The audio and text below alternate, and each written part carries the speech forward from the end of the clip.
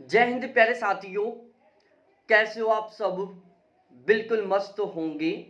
You Victor classes YouTube channel पर आप सभी का बहुत बहुत स्वागत है। आज के इस वीडियो में हम एक बहुत ही महत्वपूर्ण टॉपिक पर डिस्कस करने वाले हैं और आज का जो सेशन है उन सभी कैंडिडेटों के लिए बहुत ज़्यादा महत्वपूर्ण होने वाला है जो जून 2024 का यूजीसी नेट का एग्ज़ाम देने वाले हैं। और ये वीडियो स्पेशली उन कैंडिडेटों के लिए तो बहुत ज़्यादा महत्वपूर्ण होने वाला है जो यूजीसी नेट के फर्स्ट पेपर को लेकर परेशान हैं। सब्जेक्ट में उनका बहुत अच्छा स्कोर हो जाता है लेकिन फर्स्ट पेपर में उनका अच्छा स्कोर नहीं हो पाता, जिसकी वजह से उनको डर बना हुआ है कि पता नहीं फर्स्ट पेपर की वजह से हमारा नेट रुक जाए या फर्स्ट पेपर की वजह से हमारा जेआरएफ रुक जाए।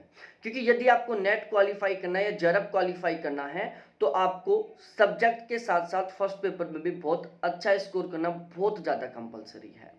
और स्पेशली यदि आपका टारगेट जेआरएफ क्वालिफाई करना है ना, तो वो तो आपका केवल और केवल तभी ही क्वालिफाई हो पाएगा जब आपके दोनों पेपर बहुत गजब तरीके से तैयार होंगे। तो आज मैं यहाँ पर आपको कुछ ऐसे 5 कारण बताने वाला हूँ, यदि आप इन कारणों को फॉलो कर रहे हो या फिर इन कारणों को आप इग्नोर नहीं कर रहे हो तो हो सकता है कि आप कितनी भी मेहनत कर लो आपके फर्स्ट पेपर में अच्छा स्कोर ना हो पाए। तो फर्स्ट पेपर में अच्छा स्कोर नहीं होने के मैं टोटली आपको 5 रीजन बताने वाला हूँ और इन पांचों के पांचों रीजनों को आपको बिल्कुल भी फॉलो नहीं करना है। आपको फर्स्ट पेपर की इन पांचों कारणों से बचकर तैयारी करनी है। तो सबसे पहले मैं आपको अपना इंट्रोडक्शन दे देता हूं। मेरा नाम अजय शर्मा है। ज्योग्राफी सब्जेक्ट से मैंने लगातार 3 बार जेआरएफ क्वालिफाई कर रखा है। मेरा जो हाईएस्ट स्कोर है वो 99.999 परसेंटाइल है और पिछले 4 साल से मैं इसी प्लेटफॉर्म पर नेट के फर्स्ट पेपर और ज्योग्राफी की तैयारी करवा रहा हूँ। तो यहाँ पर मैं जो आपको 5 सबसे बड़े कारण बताने वाला हूँ ना, वो अपने खुद के एक्सपीरियंस के बेस पर बताने वाला हूँ। लगभग 10 से 12 मिनट का ये वीडियो होगा लेकिन आपके लिए बहुत ज़्यादा महत्वपूर्ण होने वाला है। आपका जो सपना है जेआरएफ क्वालिफाई करने का, अच्छा स्कोर करने का, उसको पूरा करने में आपकी बहुत अच्छे खासे तरीके से मदद करने वाला है। तो अब हम अपने इस वीडियो की शुरुआत करते हैं और एक एक करके हम अच्छे तरीके से समझते हैं। देखो, बहुत सारी ऐसी छोटी छोटी गलतियां होती हैं जिनको हम इग्नोर कर देते हैं कि यार इस छोटी सी गलती से क्या होगा। पहली बात तो हम उस छोटी सी गलती के ऊपर फोकस नहीं करते हैं। यदि फोकस कर भी लेते हैं तो फिर हम उसको इग्नोर कर देते हैं। ध्यान रखना, ये छोटी छोटी गलतियां बाद में बहुत बड़ा असर डालती हैं आपके रिजल्ट के ऊपर। तो ये जो छोटी छोटी गलतियां हैं इनको आपको इग्नोर करना है, जो कि मैं अब आपको बताने वाला हूं। सबसे पहले हमें यूनिट के नेचर को समझते हुए तैयारी करनी है और वो भी एक क्रमबद्ध तरीके से।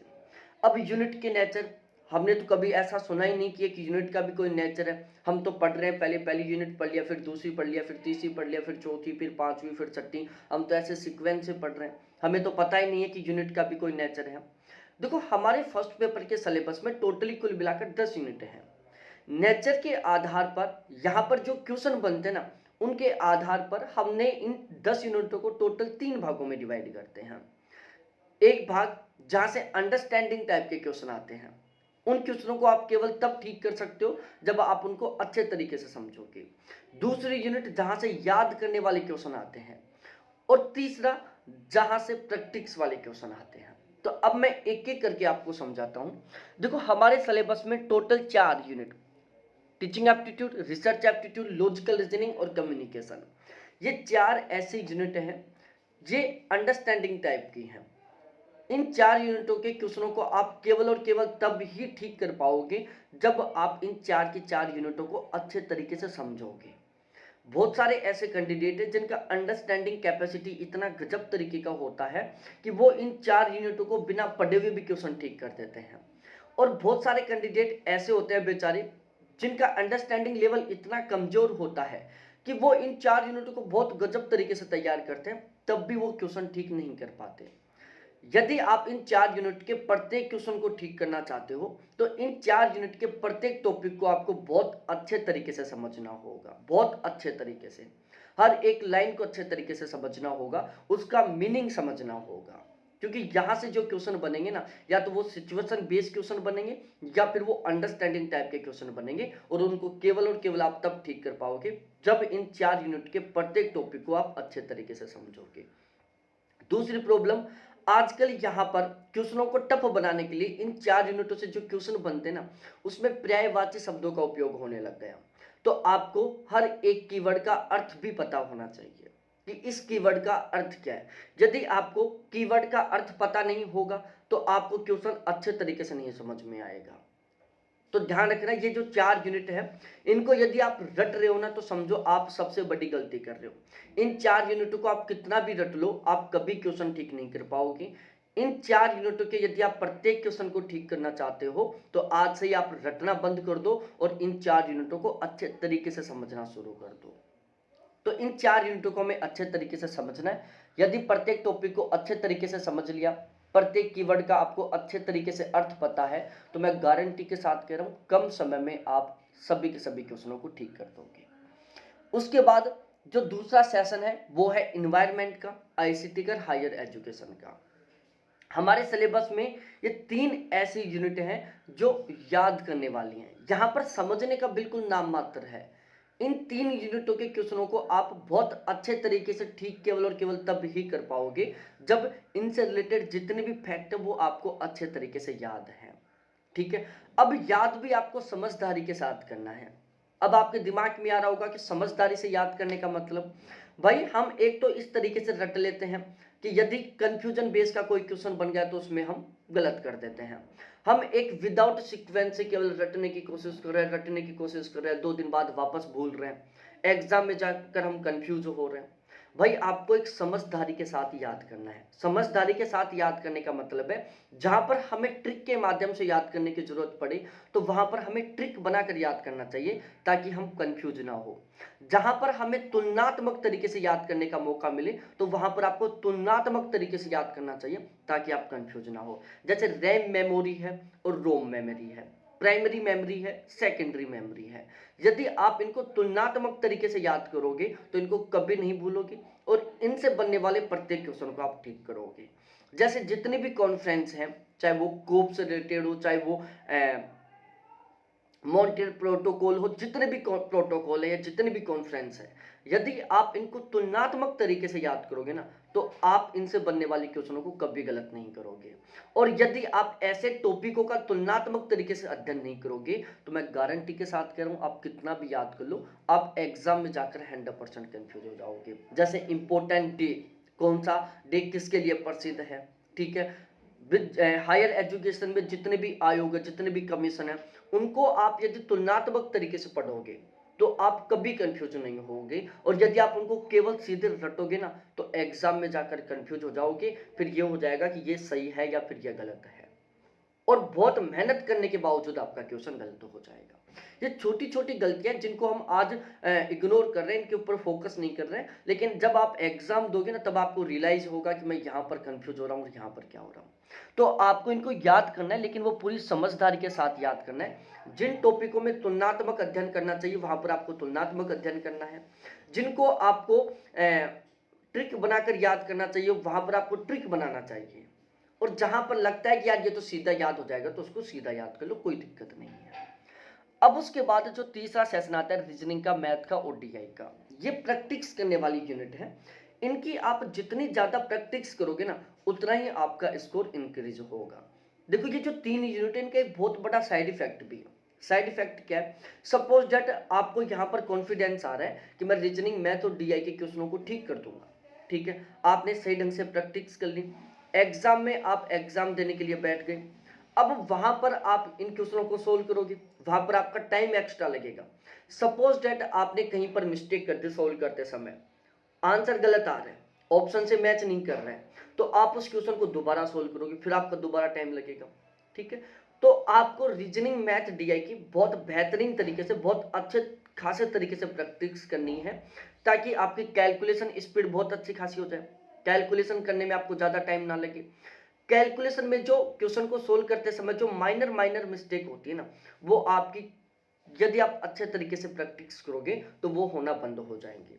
यदि आप कम प्रैक्टिस करोगे, आपने 2-2, 4-4 या 10-10, 20-20 क्वेश्चन सोल्व किए हैं प्रत्येक टॉपिक के, तो ये जो छोटी छोटी मिस्टेक है ना क्वेश्चन को सोल्व करते समय छोटी छोटी मिस्टेक होना, कैलकुलेशन में ज़्यादा टाइम लगना, ये होंगे। लेकिन आप जब बहुत अच्छे खासे तरीके से प्रैक्टिस करोगे तो सॉल्यूशन में कहीं कोई मिस्टेक नहीं होगी, साथ ही साथ कैलकुलेशन स्पीड बढ़ जाएगी, तो वहाँ पर आप कम टाइम में मैथ के क्वेश्चन को अच्छे तरीके से सोल्व कर पाओगे। ये ऐसे टॉपिक है रीजनिंग, मैथ और डीआई वाले, जहाँ पर आप बिल्कुल 100% क्वेश्चन ठीक कर सकते हो, पूरे पूरे क्वेश्चन ठीक कर सकते हो। आप यहाँ से कॉन्फिडेंस बनाकर जा सकते हो कि इनके क्वेश्चन में 100% ठीक करके आऊँगा, ठीक करके आ सकते हो। इसके लिए सबसे ज़्यादा जरूरी है भाई रीजनिंग, मैथ और डीआई के केवल और केवल उन्हीं टॉपिकों को आपको अच्छे तरीके से प्रैक्टिस करना है जिनसे यूजीसी नेट के एग्जाम में क्वेश्चन बनता है। क्योंकि यदि आप डिटेल से पढ़ना शुरू करोगे ना रीजनिंग, मैथ, डीआई को, तो भाई ये बहुत लंबे चौड़े टॉपिक हैं। ऐसे सीजीएल में इनकी रामायण की इतनी मोटी मोटी बहुत सारी किताबें लिखी हुई हैं। तो यदि रीजनिंग, मैथ, डीआई के क्वेश्चनों को 100% आप सोल्व करना चाहते हो, सही करना चाहते हो, तो आपको इंपॉर्टेंट टॉपिक जिनसे हमारे एग्जाम में क्वेश्चन बनता है उनकी हमारे एग्जाम के लेवल के क्वेश्चनों के साथ प्रैक्टिस करनी होगी। मतलब आप उन्हीं टॉपिकों को बहुत अच्छे तरीके से सोल्व करो जहां से हमारे एग्जाम में क्वेश्चन बनते हैं। तो सेलेक्ट कर लो कि कौन कौन से टॉपिक से यूजीसी नेट में क्वेश्चन बनते हैं। दूसरा, आप जिन क्वेश्चनों को सोल्व कर रहे हो ना, वो क्वेश्चन हमारे एग्जाम के लेवल के अकॉर्डिंग होने चाहिए। यदि आप कम लेवल के क्वेश्चनों को सोल्व कर रहे हो तो प्यारे साथियों हमारे एग्जाम के लेवलों के क्वेश्चनों को सोल्व नहीं कर पाओगे। यदि आप बहुत ज्यादा हाई लेवल के क्वेश्चनों को सोल्व कर रहे हो तो आपको प्रैक्टिस के लिए बहुत ज्यादा टाइम देना होगा। बहुत सारे कैंडिडेट हैं जिनको लगता है कि यार रीजनिंग, मैथ, डीआई के क्वेश्चनों को मैं ठीक नहीं कर पाऊंगा, रीजनिंग, मैथ, डीआई मेरा बहुत कमजोर है, तो भाई फिर आप यहाँ पर टाइम वेस्ट मत करो। आप बाकी की जो यूनिट है उनको बहुत गजब तरीके से तैयार करो। जब लगता है कि यदि मैं रीजनिंग, मैथ, डीआई के क्वेश्चनों की यहाँ पर सही ढंग से प्रैक्टिस कर लूंगा तो मैं एग्जाम में 100% क्वेश्चन ठीक कर दूंगा, तो प्यारे साथियों आप इनकी प्रैक्टिस करो। अदरवाइज आपको लगता है कि जरूरी नहीं है कि मैं वहां पर क्वेश्चन ठीक कर पाऊं, रीजनिंग, मैथ, डीआई मेरा बहुत कमजोर है, तो भाई इन टॉपिकों को बंद कर दो। माइंड सेट बना लो कि हाँ तुक्का लगाना है और बाकी की जो यूनिट है उनको घोट कर पी जाओ अच्छे से। दूसरी, देखो दो तरीके की यूनिट होती हैं। एक वो यूनिट होती है जहां से बहुत ज्यादा क्वेश्चन बनते हैं, एक वो यूनिट होती है जहां से कम क्वेश्चन बनते हैं। सपोज डेट एक ऐसी यूनिट जहां से केवल 2 क्वेश्चन बन रहे हैं और उस यूनिट को आप बहुत जबरदस्त तरीके से पढ़ रहे हो, बहुत डिटेल से पढ़ रहे हो। दूसरी साइड एक ऐसी यूनिट जहां से 7-8 क्वेश्चन बन रहे हैं, उसको आप इग्नोर कर रहे हो, उसको आप छोड़ रहे हो, तो ये एक सबसे बड़ी गलती कर रहे हो आप। भाई आपको यदि कम समय में अच्छा स्कोर करना है ना, तो आपको बहुत ज्यादा जरूरी है उन यूनिटों को सबसे पहले बहुत अच्छे तरीके से तैयार करना जहां से सबसे ज्यादा क्वेश्चन बनते हैं। ठीक है, तो आपको सबसे पहले उन यूनिटों को बहुत गजब तरीके से, बहुत डिटेल से, बहुत डीपली तरीके से तैयार करना है जहां से ज्यादा क्वेश्चन बनते हैं। जैसे लॉजिकल रीजनिंग में 7-8 क्वेश्चन आते हैं, टीचिंग एप्टीट्यूड में 5-6 क्वेश्चन आते हैं, रिसर्च एप्टीट्यूड में 6-7 क्वेश्चन आते हैं, आईसीटी में 5-6 क्वेश्चन आते हैं, ईवीएस में 5-6 क्वेश्चन आ रहे हैं, कम्युनिकेशन में 3-4 क्वेश्चन आ रहे हैं, हायर एजुकेशन में 3-4 क्वेश्चन आ रहे हैं, रीजनिंग के 2-3 क्वेश्चन आते हैं, मैथ के 2-3 क्वेश्चन आते हैं, डीआई के 5 क्वेश्चन आते हैं, आरसी के 5 क्वेश्चन आते हैं। ठीक है, अब आप में से होंगे कुछ कैंडिडेट जो कम्युनिकेशन और हायर एजुकेशन के पीछे बहुत जबरदस्त तरीके से लगे हुए होंगे और उस साइड वो लॉजिकल रीजनिंग को, रिसर्च एप्टीट्यूड को, टीचिंग एप्टीट्यूड को टफ समझकर छोड़ रहे होंगे। सबसे बड़ी गलती कर रहे हो ना। बहुत सारे कैंडिडेट ऐसे हैं उनको लगता है कि हमारा मैथ बहुत ज्यादा कमजोर है, लेकिन वो टेंशन लेकर बैठे हुए कि यार मैथ तो मेरा कमजोर है, यहाँ से जो क्वेश्चन आएंगे उनको तो मैं गलत कर दूंगा, और वो रेगुलर 3-4 घंटे रेगुलर दे रहा है रीजन को, 2-3 घंटे रेगुलर दे रहा है मैथ को, ताकि मैथ के क्वेश्चन को ठीक कर सके। भाई आपको लग रहा है कि मैथ में मैं क्वेश्चन ठीक नहीं कर सकता, मैथ का टॉपिक या मैथ मेरे लिए बहुत ज्यादा टफ है, मैथ के क्वेश्चनों को सोल्व करने के लिए अब मेरे को बहुत ज्यादा टाइम देना पड़ेगा, तो आप छोड़ दो भाई। सारे केवल 2-3 क्वेश्चन आ रहे हैं यहाँ से, बाकी का जो रीजनिंग की है उसमें लगता है कि हम क्वेश्चन ठीक कर सकते हो, तो उसके अच्छे से प्रैक्टिस करो, बाकी की यूनिटों को गजब तरीके से पढ़ो। तो यहाँ पर आपको खुद का अपनी ईमानदारी के साथ इवोल्यूशन करना है।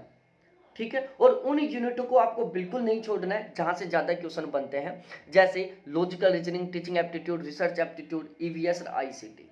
ठीक है, इन यूनिटों को बिल्कुल मत छोड़ो, आरसी की अच्छे तरीके से प्रैक्टिस करो क्योंकि यहाँ से बहुत ज्यादा क्वेश्चन आ रहे हैं। ठीक है ना, इन यूनिट को तो पहले अच्छे तरीके से घोट कर पी जाओ, इतना कॉन्फिडेंस आ जाना चाहिए कि भाई इन यूनिट से कोई भी क्वेश्चन बनेगा वो मेरा 100% ठीक होगा। ठीक है। अब उसके बाद में हम बात करते हैं, भाई आप जो तैयारी कर रहे हो ना, वो फिलहाल के पेपर पैटर्न और पेपर लेवल को अच्छे तरीके से ध्यान में रखते हुए करो कि फिलहाल में हमारा एग्जाम वो किस लेवल का बन रहा है, मतलब हमें किस लेवल की तैयारी करनी चाहिए, किस लेवल के अनुसार हमें पढ़ना चाहिए। तो इसका आपको बहुत स्पेशली तरीके से ध्यान में रखना है। ज़्यादातर लोग इन चीज़ों को भूल जाते हैं और उसकी वजह से बहुत ज़्यादा मेहनत करने के बावजूद उनका अच्छा स्कोर नहीं हो पाता है। देखो बहुत सारे कैंडिडेट हैं जो केवीएस मैदान की एक किताब खरीद लेते हैं, उसको 8-10 बार पढ़ लेते हैं और उनके साइकोलॉजी हो जाती है कि यार केवीएस मैदान पढ़ ली मैंने, मेरा तो बहुत अच्छा स्कोर होगा फर्स्ट पेपर में, फर्स्ट पेपर मेरा बहुत गजब का होगा। भाई आप 2024 में एग्जाम दे रहे हो, आप नेट जेआरएफ का एग्जाम दे रहे हो, आप वो एग्जाम दे रहे हो जब आपका जेआरएफ क्वालिफाई होगा, आपको गवर्नमेंट लगभग 30 लाख रुपए फ्री के देगी। आप किसी गवर्नमेंट जॉब में लगोगे तो स्टार्टिंग में 5 साल में 30 लाख रुपए नहीं मिलेंगे, जबकि आपको वहां पर ड्यूटी भी जाना पड़ेगा। ठीक है ना, तो आप एक बहुत अच्छे खासे एग्जाम के लेवल की तैयारी कर रहे हो, जहां पर 8-9 लाख कैंडिडेट एग्जाम देने के लिए बैठ रहे हैं, 1% कैंडिडेटों का जेआरएफ क्वालिफाई हो रहा है, और उसमें यदि 100 नंबर, केवल 100 नंबर का पेपर यदि केवल एक बुक से बन जाए, बहुत सारे ऐसे कैंडिडेट हैं जिनके केवीएस मैदान बहुत अच्छे तरीके से तैयार है, अंगुलियों पर रटी हुई है। तो यदि आप केवल एक किताब को पढ़कर अच्छे तरीके से अपने इस कॉन्फिडेंस में हो कि मैंने इस किताब को अच्छे तरीके से पढ़ लिया, अब मैं फर्स्ट पेपर 100% ठीक कर दूंगा, तो ये आपकी गलत साइकोलॉजी है, मतलब आप फिलहाल के पेपर लेवल के अकॉर्डिंग तैयारी नहीं कर रहे हो।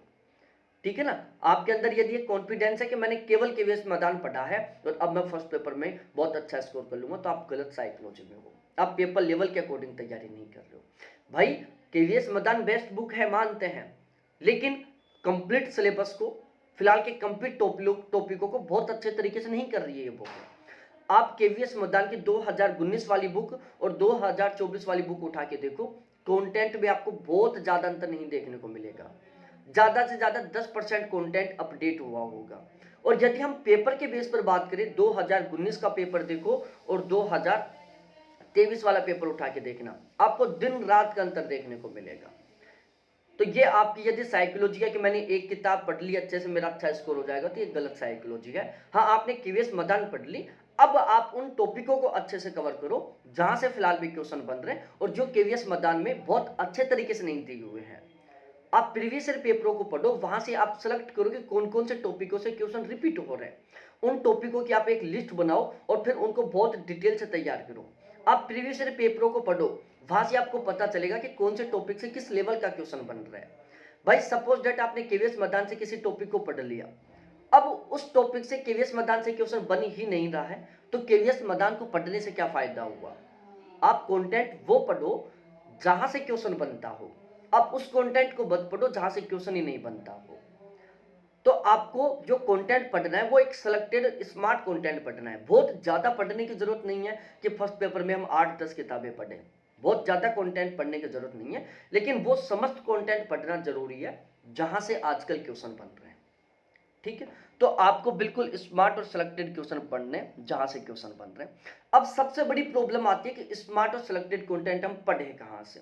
तो प्यारे साथियों, बहुत ही स्मार्ट और सिलेक्टेड कंटेंट प्रोवाइड करवाने के लिए हमने यहाँ पर फर्स्ट पेपर का एक क्रैश कोर्स शुरू किया है, क्योंकि अब हमारे पास बिल्कुल लिमिटेड टाइम बचा हुआ है, बहुत ज्यादा टाइम है नहीं कि हम बहुत डिटेल से तैयारी कर पाए। तो हमने एक क्रैश कोर्स शुरू किया है और हमारा ये जो फर्स्ट पेपर का क्रैश कोर्स है, इसका टारगेट है कि हमें हर हाल में फर्स्ट पेपर में 35 प्लस क्वेश्चन ठीक करना है। तो यदि आप फर्स्ट पेपर में 35 प्लस क्वेश्चन ठीक करना चाहते हो बचे हुए टाइम में तैयारी करके, तो ये क्रैश कोर्स आपके लिए बहुत ज्यादा महत्वपूर्ण होने वाला है। ये क्रैश कोर्स ज्वाइन करने के लिए आपको कांटेक्ट करना होगा मेरे व्हाट्सएप नंबर या कॉलिंग नंबर 7891350470। बैच के रिगार्डिंग आपकी जो भी डाउट है, जो भी कंफ्यूजन है, वो मैं आपको बिल्कुल अच्छे तरीके से क्लियर करूंगा। जब लगे कि यार सच में इस प्लेटफॉर्म के साथ हम जुड़कर फर्स्ट पेपर में 35 प्लस क्वेश्चन ठीक कर सकते हैं, तो आप ये क्रैश कोर्स ज्वाइन करो। गारंटी के साथ कह रहा हूं प्यारे साथियों, क्रैश कोर्स ज्वाइन करने के बाद आपको कभी यह पछतावा नहीं होगा कि हम एक गलत प्लेटफॉर्म के साथ जुड़े। आपको प्राउड फील होगा जब आप एग्जाम सेंटर में बैठोगे कि ये क्वेश्चन भी पढ़े हुए में से आ रहा है, ये क्वेश्चन भी पढ़े हुए में से आ रहा है, ये क्वेश्चन भी पढ़े हुए में से आ रहा है।